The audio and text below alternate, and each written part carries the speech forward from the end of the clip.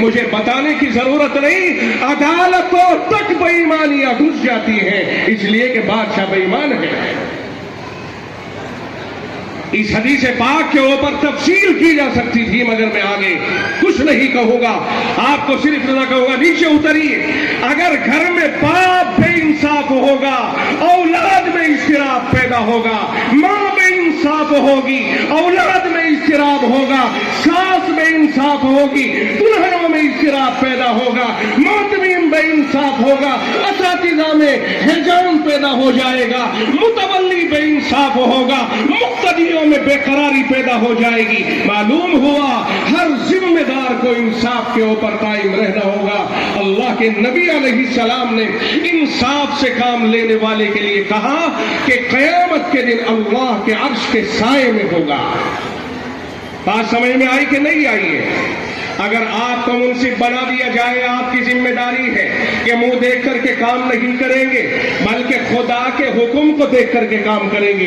انصاف میرے خلاف جائے یا آپ کے خلاف جائے، مجھے انصاف کا مکلف بنایا گیا ہے، کسی کی طرفداری کرنے کا مکلف نہیں بنایا گیا ہے۔ چودھریوں، میٹنگیں ہوتی ہیں، لوگوں میں آپس میں منہ دیکھ کر کے بات ہوتی ہے۔ آج افسوس اس بات کے اوپر ہے کہ گاؤں در گاؤں دیکھا جا رہا ہے، انصاف کا دامن تار تار ہو جانے کی وجہ سے بڑے اور چھوٹے کا ادب و احترام نہیں رہا۔ آج بڑوں کی پگڑیاں اچھالی جا رہی ہیں، کیوں؟ اس لیے کہ ناانصافیاں عروج کے اوپر ہے، مودے کی باتیں ہو رہی ہیں، لوگوں میں ادب و احترام ختم ہوتا جا رہا ہے۔ کوئی جوان کہ جسے آپ ٹوکے کسی غلط کام کی وجہ سے اور وہ یہ سوچ کر کے خاموش ہو جائے کہ یہ دادا ہے، یہ ہمارا تایا ابا ہے، یہ ہمارا بڑا ہے، نہیں، جواب دینے کو اپنے فخر سمجھتا ہے۔ نہیں نہیں، اللہ کے نبی علیہ السلام نے فرمایا وَشَابٌ نَشَأَ فِي عِبَادَةِ رَبِّهِ، فرمایا وہ نوجوان بھی اللہ کے عرش کے سائے میں ہوگا جس جوان میں جوانی بڑھی، جوانی کی تحلیز پر قدم رکھا اور جوان ہوتے ہوتے اللہ کی عبادت کے اوپر لگ گیا۔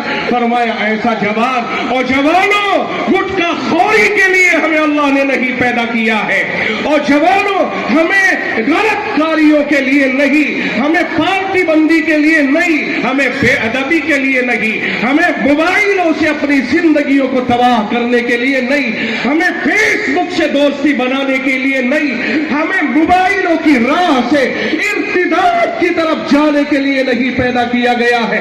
میں اس وقت میں اپنے نوجوانوں سے کہوں گا، نوجوان بہنوں سے بھی کہوں گا، اسکول اور کالجوں کے بچوں سے بھی کہوں گا کہ میرے محبوب نے فرمایا او جوان، اگر تو اللہ کی عبادت میں گزار دے اپنی جوانی کو، کل قیامت کے دن اللہ تیرا استقبال خود کرے گا، اللہ تجھے اپنے خاص مہمان خانے میں جگہ عطا کرے گا، تیری میزبانی رب خود کرائے گا۔